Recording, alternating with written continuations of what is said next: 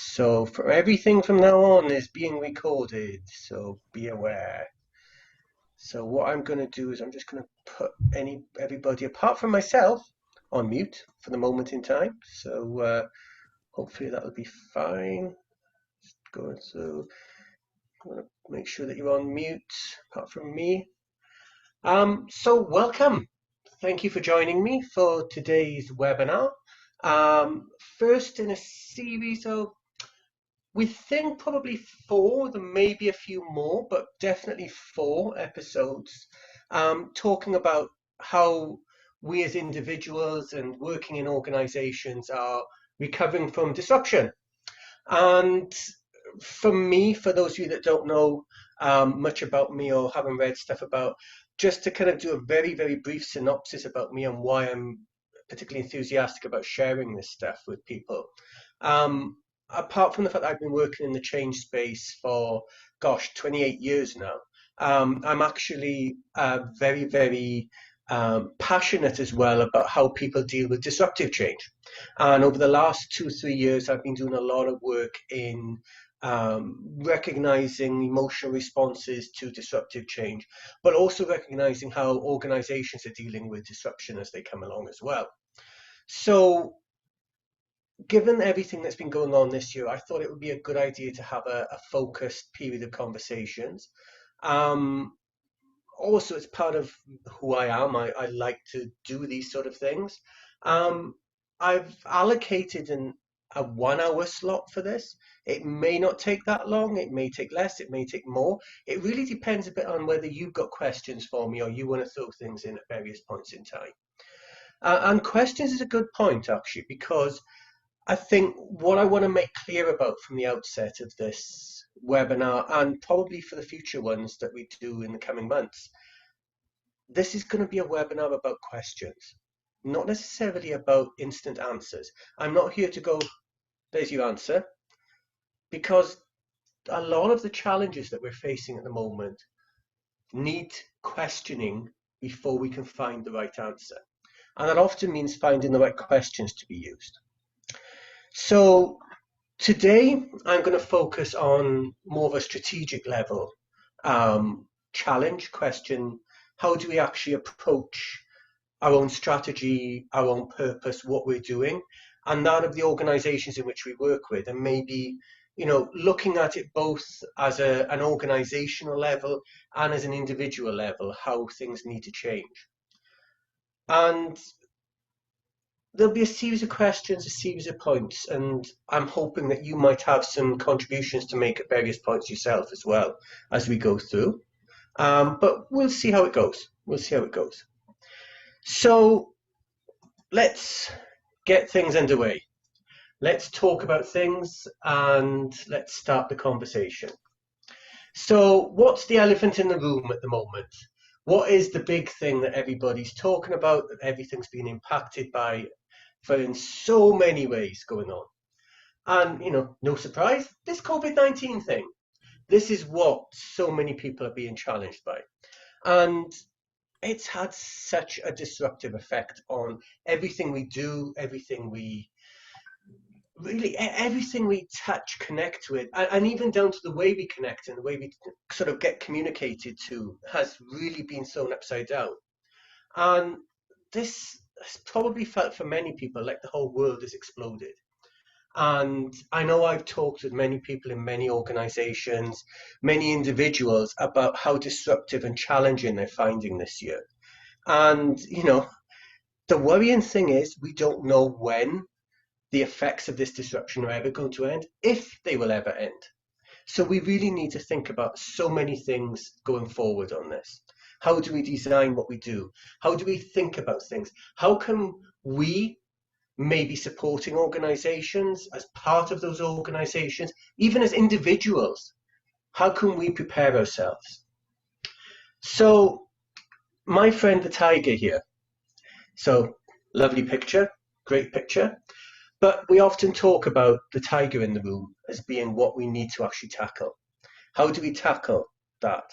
And with my only true element of change reflection I want to bring into the conversation today, I'm going to highlight our initial emotional responses to that tiger.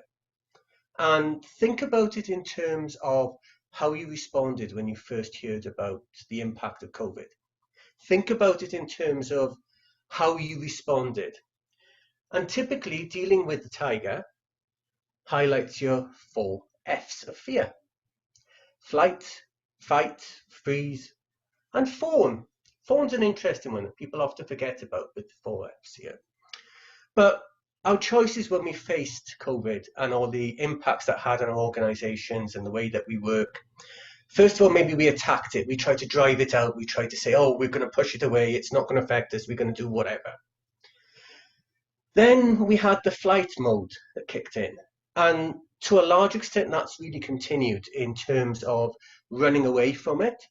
And I'm not saying running away from it is a cowardly approach. It's really about running for alternative protection. We've, shelter at home, stay at home, that whole idea has come into place as part of our challenge factors.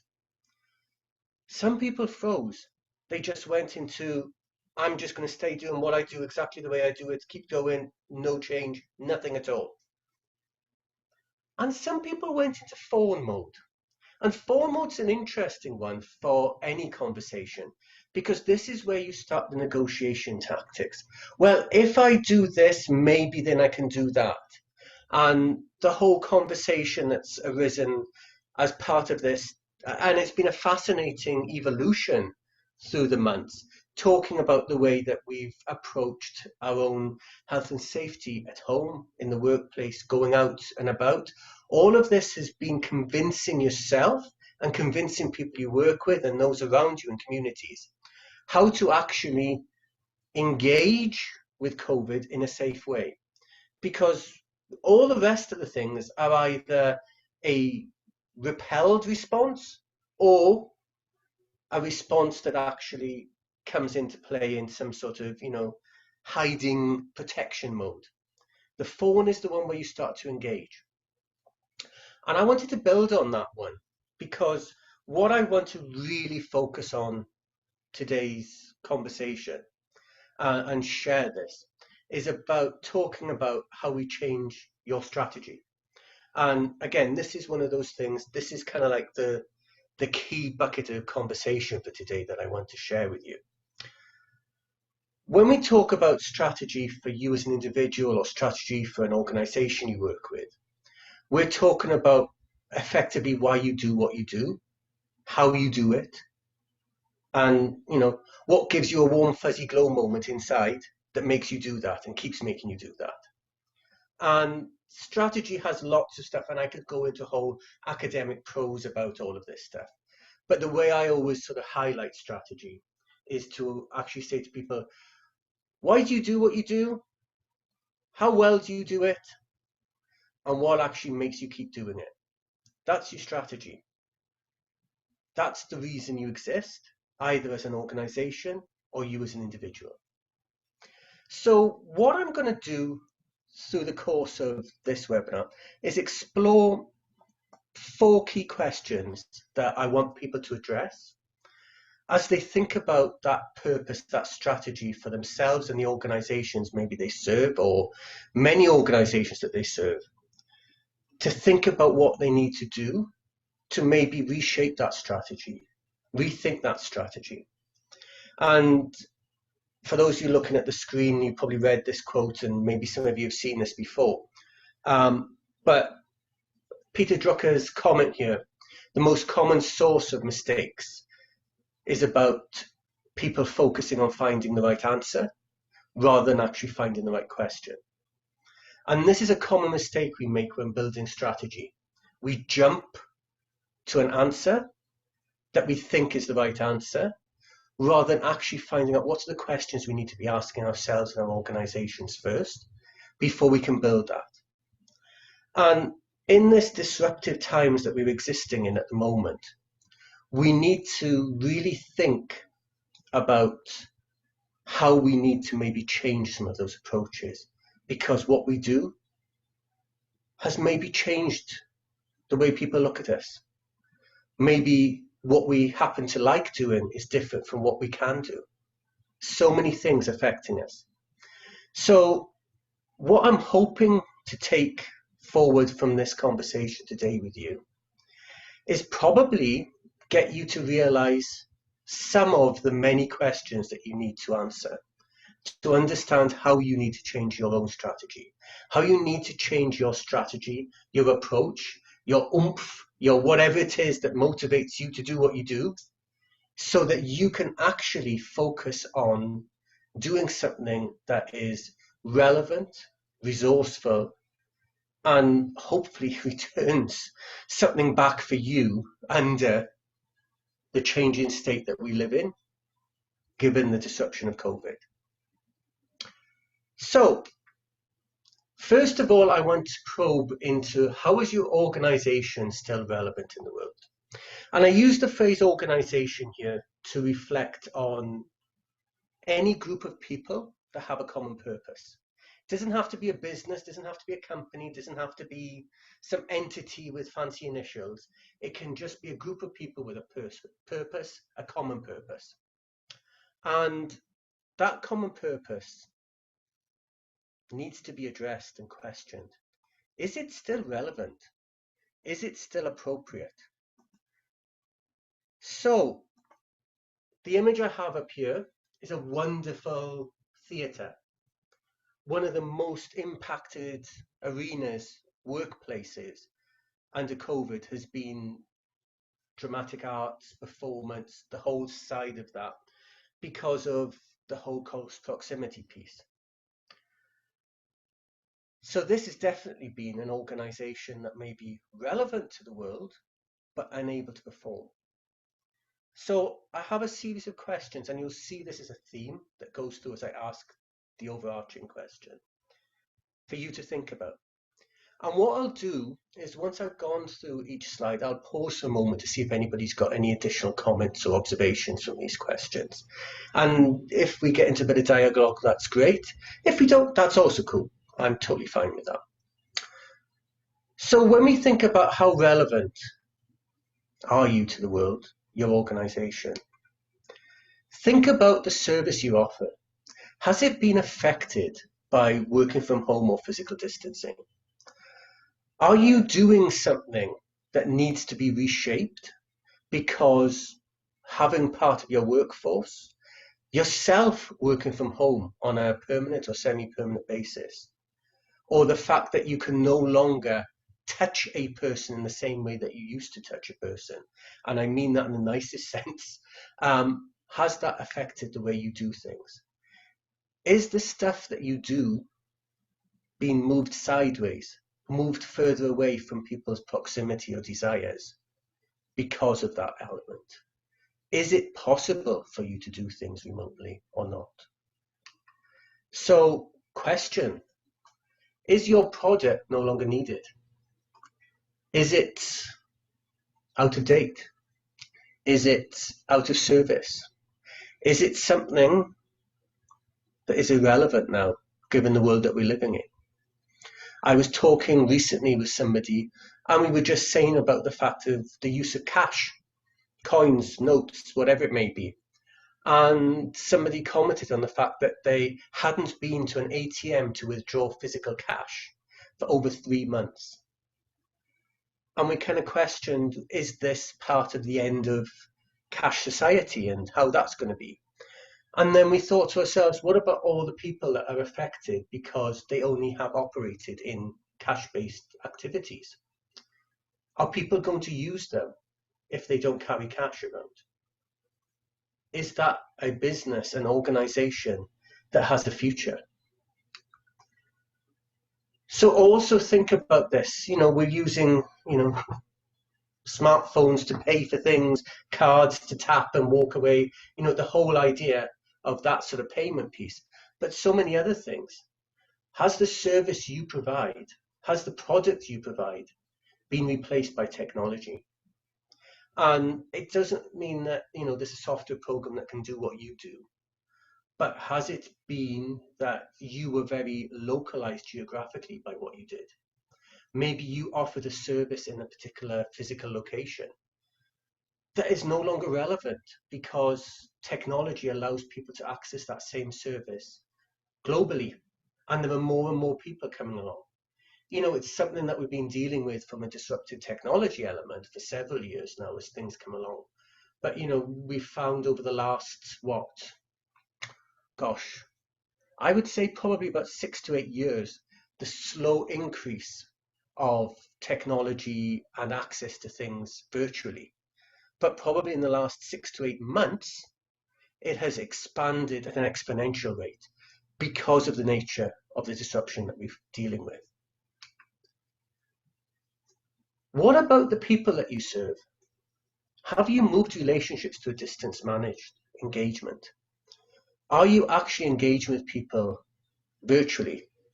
Things like me doing this now, okay, yes, this is a webinar, but I do a lot of activities in the learning space and offering people stuff like that. I've had to move to my relationship building being all virtual. That was something where I had to change the strategy of my business point to actually be focusing on things that operate in a virtual world, engaging with people, having online activities, conversations with people. Needed to move that forward. Have you thought about those things? Have you actually made decisions on how you can do that? If your offering has been put to one side at the moment, do you expect it to ever return?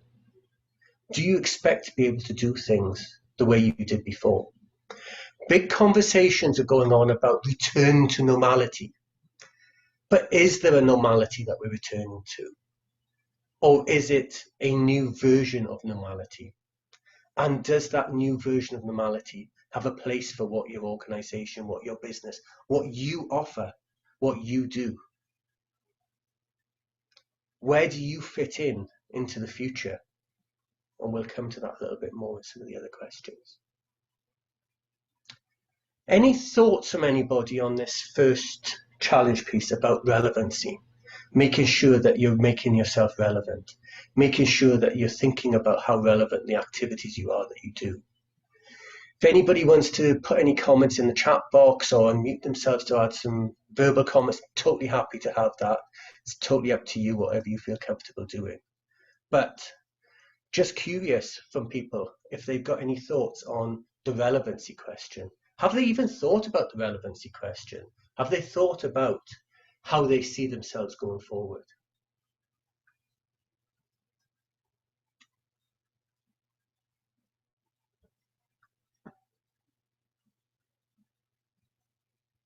Silence was the response.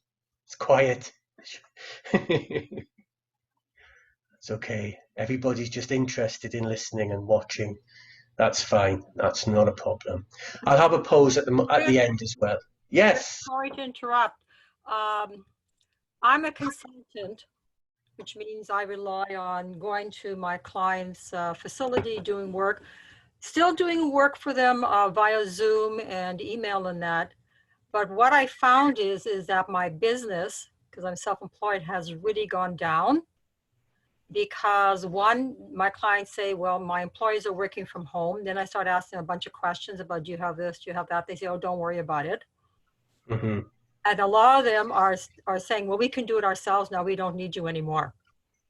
So they've become the experts in my field, saying, we can do it ourselves. We did this and this. I'm going, okay, if that's what you think, go ahead. So I've been racking my brain trying to figure out, how do I reinvent myself, my business, what I have to offer to clients, who are my clients going to be, so on and so on. And it's scary because I've been on my own for 20 years and I've never come across this before. So this is something new for me. Yeah. I thought I'd share that. No, I appreciate you sharing that. And your story is not unfamiliar for many other people I have conversations with and have had. And even some of the stuff I've had to reposition for myself, for my own organization, my own business side of things, where there's a challenge piece about trying to identify what you do is still needed and that people can't circumvent your presence just because technology or just because people are working from home. It doesn't remove the need for some of these things. It's maybe about reshaping the way these things get delivered. And I think to your point, Sarah, think either the next question slide and the one after that actually will help you to start thinking about some of the questions, maybe from a personal point of view, in terms of how you can start addressing that stuff and how you can actually start, I'm not saying push back, but maybe diplomatically and tactfully have an engaged conversation a bit more with some of those potential clients that makes them go, oh, yes, I hadn't thought about that. But also from yourself as well. Maybe this is your time to think about, do I just keep on doing the same old, or do I actually branch out and do something else myself? Is this my opportunity to actually move forward and do something else? Which brings me to that why do you do what you do question. And this is a fascinating piece for me, because it's like so many of us get involved in the work we do. And I think to your point, Sarah, you've been doing this, you said, for 20 years. And, many of us have been doing what we do for, actually, we try to not count the years so much as often, but, we've been doing it for a long time. And I think we often get caught in the habit of doing what we do without really challenging ourselves on the questions that we need to think about in this space. So I have a series of questions for this slide that complements this, and hopefully these questions may start you thinking as well a bit more about some of the options and opportunities for you. So do you do what you want, or are you just doing what you can? And this is an interesting dichotomy for a lot of people. A lot of us get caught up in doing what we are capable of. But is it really what energizes us? Is it really the stuff that keeps us passionate, keeps us motivated to turn up each day and do things? Do we actually truly do what we want to do each day? Or are we just doing what we can because it pays the bills? Well, maybe you need to find your passion and start showing it to others. And this is an interesting piece, I think, that picks up on doing what you want over what you can. Because what we want to do is we want to do something that we're passionate about. Something like the picture that gives us the fist bump moment, that gives us the opportunity. And this is the same with an organization or an individual. How do you demonstrate not just that you do what you can do, but you do what you do because you truly love what you do? You're passionate about it. Are you creating options to show people your enthusiasm for your subject matter? Are you creating opportunities for people to recognize you as an individual or you as a business for having a passion to actually make a difference in the space that you want to be in? Think about things that make you lose track of time. When you're doing something, what is it that you do and suddenly you look up and go, oh, I didn't realize 2 hours had gone by. Those are the things that are of your passions. Those are the things that your organization can do and use you to do that makes a difference to go forward. Are you using your newly found time and availability wisely? Now, I'll pause a moment on this one because I wanted to kind of put a bit of perspective on this. For a lot of people, the whole disruption that's happened this year has given people free time. And some people are not comfortable with that. I know I'm not. I'm one of these people that hates being bored and having nothing to do.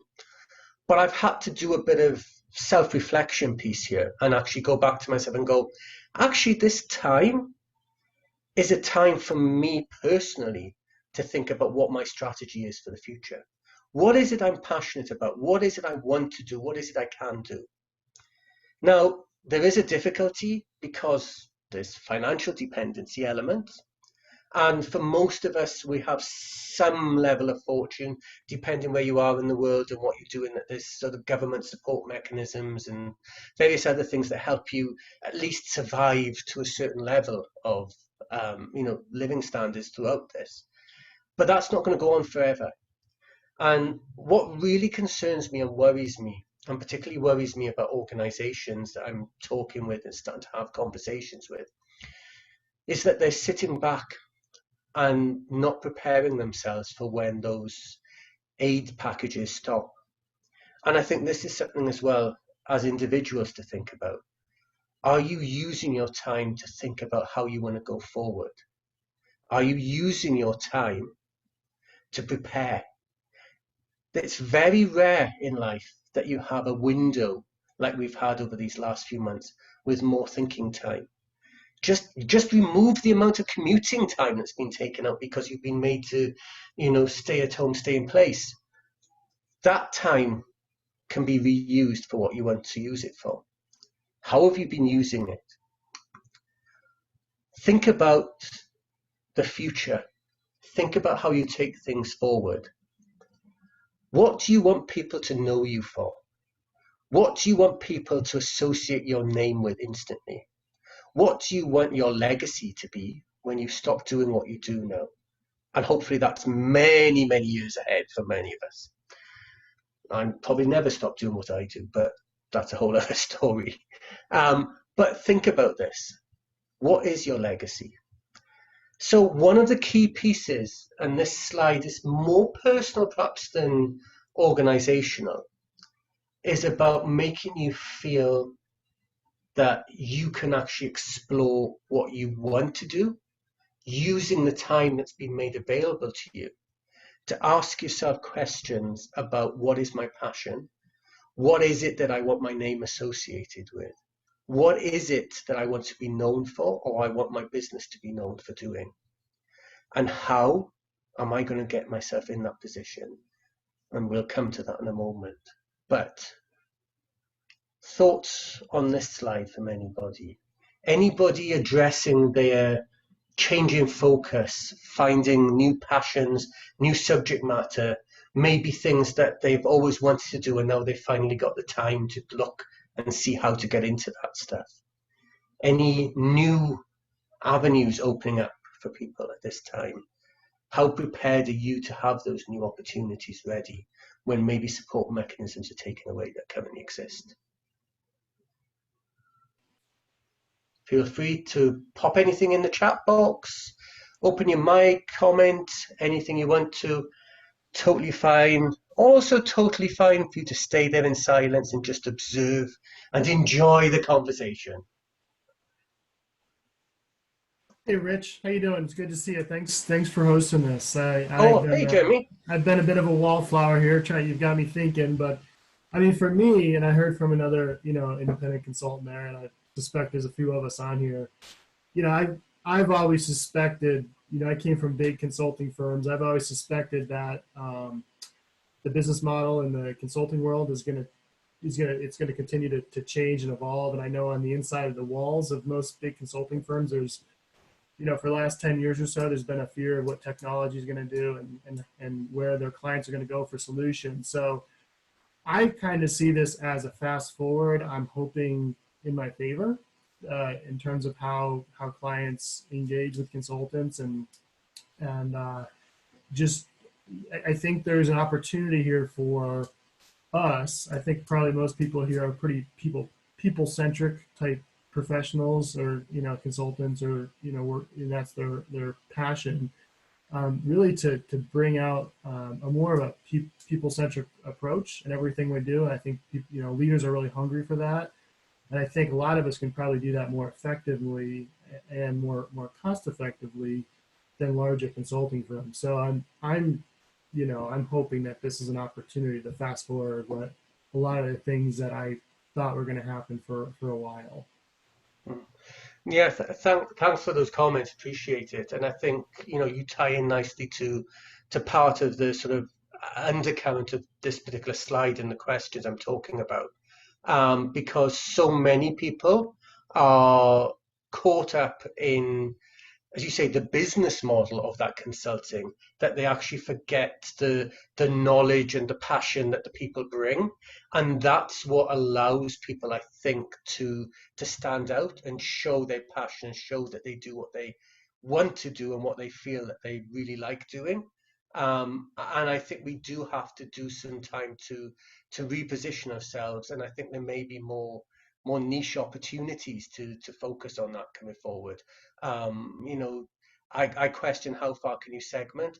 I think you can slice the pie as many times as you want to out there, things.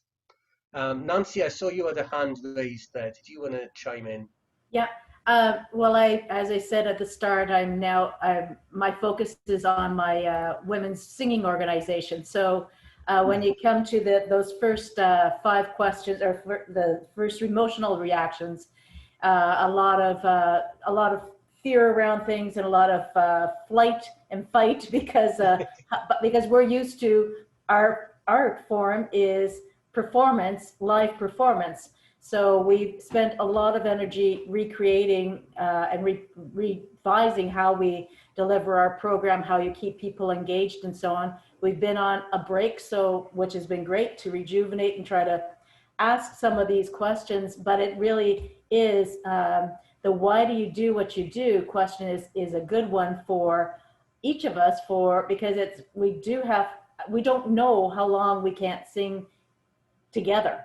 And what is in the realm of possibility, and that's really hard to get our heads around, because the information's not there, and there's a lot of fear about you can't do anything. So yeah. Yeah, it must be a challenge, I think, with that sort of activity because of the uh, a bit like on the previous slide, that kind of theatre setup, because it's that physical dependency of, the strength of what you do is the strength of being together in what you do. Not so, yes, I'm sure you're all individually wonderful singers, but the strength and power is bringing you all together to do that performance piece. And this is a real challenge for you. But I'm just curious about whether you've been able to find alternative ways to connect and keep singing, whether it's using technology or, large open park spaces with everybody to their backs to each other and all that sort of stuff. I'm curious about that side of things. Yeah, we've used technology a lot to this point. We'll get back using technology, but we really want to open everybody's mind to how can we do that in an outdoor setting, at least for the month of September, hoping that we continue to have some good warmth out there. So, but there'll be different levels for the individuals that contribute to that. So anyways, it will be interesting to see how we can reform ourselves. Yeah, Belinda, I'm in the same organization with Nancy. We sort of co-lead it, but we're not the director, I have to say. But one of the things that we've tried to look at is more in-depth learning for our singers. All those things that you wish when you're on the treadmill of competitions and so on. I wish we had more time to develop this skill or that skill. So we're looking at that. And we've also tried to get a sort of administrative to-do list. So we've been looking at creating and upgrading our mission statement and our vision statement, another thing that tends to get put to the side. But once that sort of list has run out, then, we're going to be really, and that's a little way down the road, but then we're really going to be looking hard for stuff to keep the momentum going for our members. Yeah, and I think this is the same whatever organization you're in at the moment. There are certain things, and I've done it myself from the work that I do, where there's that everlasting to-do list that you never quite get round to, but it's only finite. It's going to come to an end. Also, it may come to an end because of what you physically or, can do in the current climate. And this is where I'm trying to encourage people to start thinking ahead now. Start asking. Don't wait until it runs out before you start thinking what to do with people. It's thinking about things now so that you're ready. You've got that pipeline of activity prepped for you in the next 3 to 6 months in so many ways. Because otherwise, there's nothing worse and nothing more demotivating than people going, okay, we come to the end of the list. Okay, now what? And people don't know what to do. But it's interesting you mention this stuff, because the vision and mission, because I'll be picking up on that stuff as well a bit more, because this is a really great time for revisiting that for so many organizations. And I think, let me move forward to the next slide and that next question, because it'll probably flesh out from that piece then as well. So two more questions I'm going to talk through. Who do you need to be part of your plans, first of all? And this maybe is more of a, so as I said at the beginning, I work in the change space, and one of the big things we do is the magnificent stakeholder engagement plans and everything like that comes into play. But I think really we need to think about, who do you need to make what you think you need to do happen? Who are your dependencies? So in a working situation, who provides you with your work? Who gives you, who hires you? You know, back to Sarah's point that she mentioned about people saying, you know, they don't, are those the right people to provide you with work anymore? Do you need to be looking at alternatives for people to provide you with work? Are there new avenues to look at? Who makes you think and do what you need? And that's a very strange question there, but who makes you think about what you need, and who makes you do what you need to do? It's really about who gets that brain and hand action moving to get you forward. Is there somebody who, if you picked up the phone to them today and they said, I need you to do this, you'd be there, you'd be running to get doing it? And are there people that you wouldn't? And do you know the difference? Do you know who you no longer need to be included? Do you know who it's time to jettison from your connections? Who are take, and no give, give? Who are the people that really are not helping you to be part of your future plans to cope out of the disruption, to get out of this space, to be what you want to be in 2021 and beyond? What is your currency, value, or worth to others? Have you actually sat down and spent time as an organization, as an individual, and said, this is what I bring to the table that is more than what's already there? Have you actually been and defined that? Because for many people, the challenge is that they do what they do because they have a pair of hands to do that stuff. But why does that make it any different for you to be doing that? Why is it that other people should engage with you as an individual or as an organization to make that difference? What is your currency, your value that you bring? And is it time for a cleanup? Is it time to actually do your, maybe it's a bit late for spring clean, but unless you're Southern Hemisphere, I suppose, then it would be okay. But is it your time to clean out the dead wood? And this is something that is a conversation I have with some organizations. I've started to have conversations because flipping the challenge of the disruption into an opportunity allows them to maybe think about things that they've been avoiding, not just on the to-do list of learning, development, that side of stuff, but maybe those conversations that they haven't been doing. So again, think about who's the right people to be in your mix. Are you connecting with the right people? Are the people that are connecting with you the right people that need to be connecting with you? Are people recognizing what your value is and what you bring to the table? Have you got a clear definition of that value? Can you actually say in 2 sentences what it is that you do that adds value to an individual that engages with you? Any thoughts on this before we move on to the last one?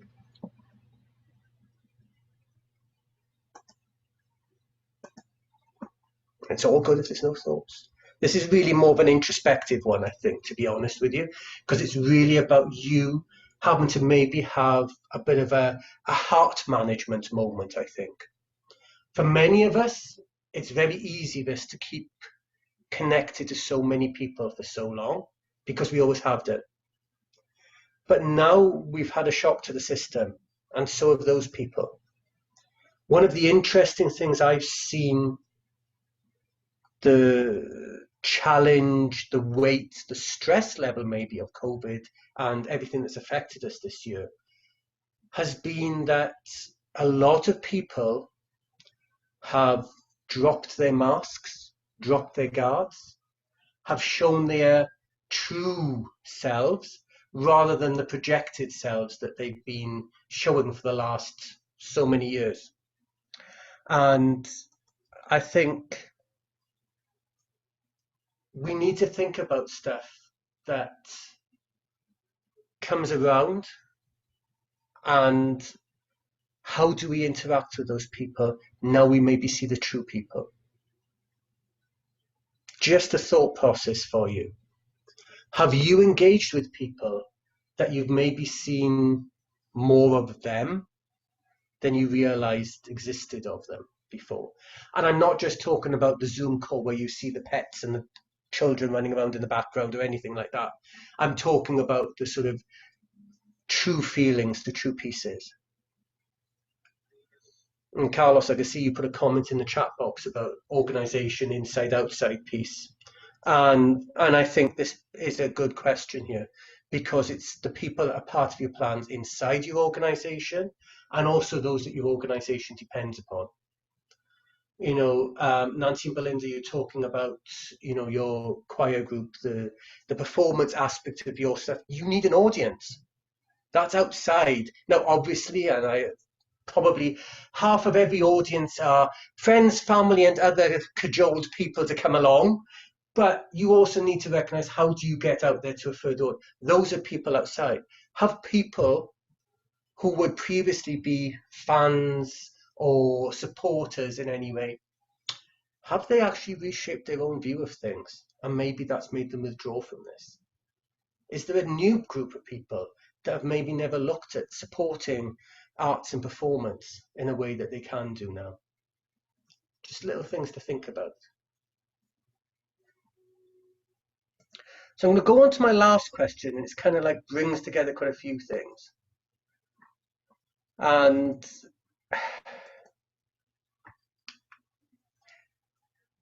do you need to change your organizational direction? And I use these words very carefully, because I use the word direction rather than strategy, because really your strategy should be informed by the direction in which you want to go. And for me, I wanted to really focus on highlighting, given the fact that we've talked about what makes you get motivated, gives you a passion, tapping into that stuff, understanding the relevancy of what you do, and have you actually thought about that relevancy? Thinking about the people that you interact with, and are you interacting with the right people? This all brings together this whole idea of, can you continue not being okay in this environment? Is status quo an option? Can you just sit there and do nothing, given the thoughts that those questions have maybe prompted in you? I don't believe you can. And it goes back to the piece I was talking about earlier.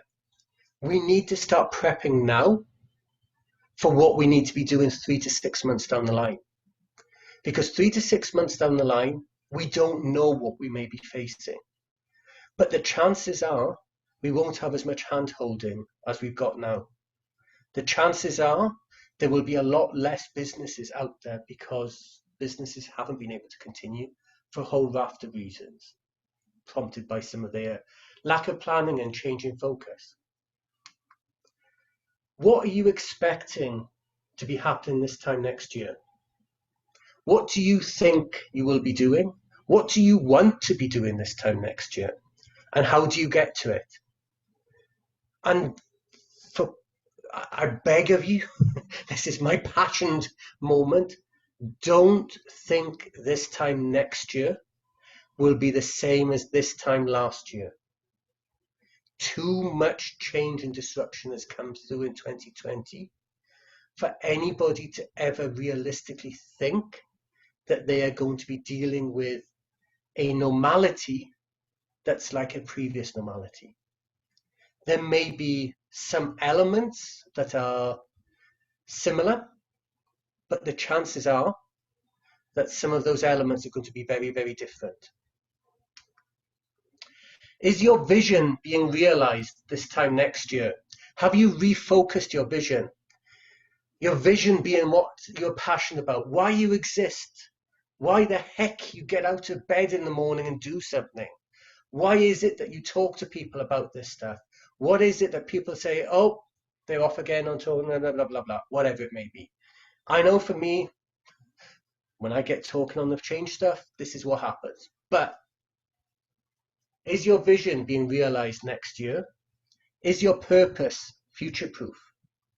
Is it a one-off thing, or is it something you can keep doing? Do you need to refocus the activities you do, the opportunities you seek out, the conversations you have? You know, a number of you on the call today are consultants or variants of consulting, and you need to be thinking about, are you just doing something for today, or are you offering services that highlight your currency, your value add to potential clients going forward? Can that be monetized in a way? Can that be validated with value? Is standing still a genuine option? I don't think so. And I hope you realize that you can't just sit there. Going back to our 4Fs, freeze is not an option. You can't just sit there and hope it goes away. It isn't happening. It isn't going away.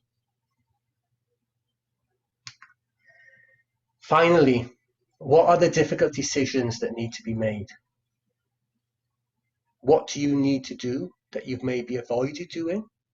What are the things that need to be done to actually help your organization be future-proof, be able to get people passionate, to get people motivated, to have the right connections, to actually be focused on its potential for the future, not craving the past? Far too many organizations need to start looking forward, not fondly remembering the past and hoping for its return. Any thoughts on these questions or challenges? Yes, I kind of apologize that I've gone a bit deeper with each slide and maybe been a bit more challenging, but it's necessary, I think, for you to realize what you need to do. I think for too many of us, there's a complacency element that comes in. And for those of you that operate in a consulting space, it's your time to stop potential clients being complacent, to stop clients just sitting there and going, oh, well, you know, maybe next month, maybe next month, maybe next month. It's time for maybe hard conversations. And a question, are they actually the clients you want if they don't want to have those conversations? Or are they just going to leech off you until you've got no more motivation or energy to go forward? Any thoughts, comments, observations on this slide or the rest of the stuff? Either audio, chat, or silence. Whatever works, works. Yeah, thanks, Dahlia. Yeah, I did warn you at the beginning, this was going to be a series of questions rather than answers. But hopefully, I think it's giving you those prompts to think about, giving you the questions. I'm a strong believer that what's more important is finding the right questions than finding the answers, because you cannot find the right answer till you find the right question to be answered. And sometimes we just go to the first answer that comes along, and that might not be helping any of us. So focusing on the questions is important. Yes, stop putting things off. Take the bull by the horns. So, going to be doing this again. This is my model for these conversations, my model for thriving after surviving this whole debacle of challenge. We'll get some stuff sent out to everybody who's registered for today with a copy of this, and there's a blog post I posted that actually gives a lot more narrative around this stuff as well. But over the coming months, I'm going to be doing further webinar conversations. Next one focusing on that kind of how do you change what you do type piece. looking then at the people and looking at the workspace, because these are the key things that really are being affected by the COVID stuff. How do you do what you do? Who does what they do? And where the heck can they do it now? And what's all the requirements that come into that space as well? So this is going to be my conversation pieces over the coming months as we continue with this webinar series.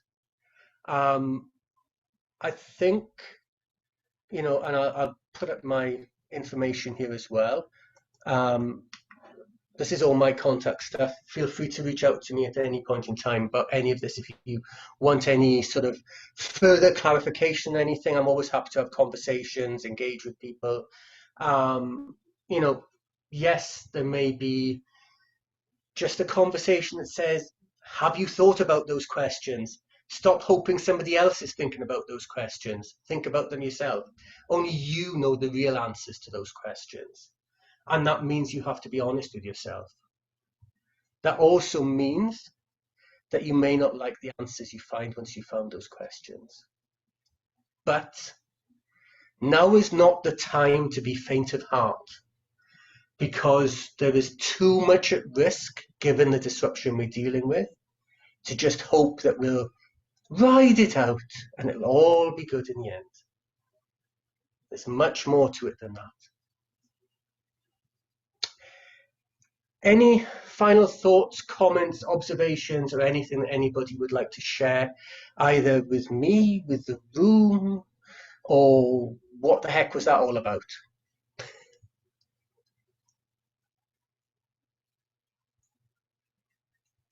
I think I put everybody into stunned silence.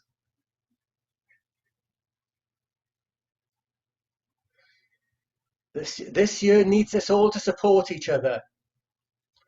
So one of the things I'll put, and it won't be until the next episode I'll be talking about this a little bit more, but on the next episode I'll also be talking about the strength of community and the strength of pulling together and helping that to happen, because how we do things, building on that stuff about getting the right community around you, the fact that you're all part of this call tells me that you've taken step one in recognizing that things need to change.